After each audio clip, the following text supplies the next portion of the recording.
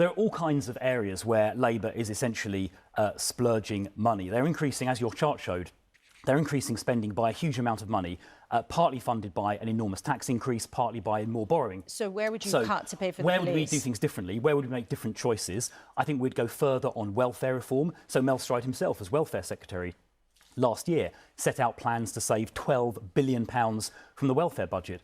Ed Miliband is proposing to spend £37 billion on his various green plans, including buying huge numbers of solar panels from China, with which he plans to cover the British countryside, while at the same time shutting down oil and gas in the North Sea. They've also given their trade union paymasters massive above-inflation pay increases, that £10,000 to train drivers, for example, without any sort of performance improvements or reform in return. So public pay, environmental action and the welfare bill is where you would get the cash. And by borrowing more money, as they're doing, in addition to putting taxes up, they're driving up interest repayments. So this year, we're going to be paying the country £100 billion in debt interest because they've borrowed more money. That is double the MOD budget. It's about 5 times the police budget. So because they're being so reckless, they're driving up those interest costs.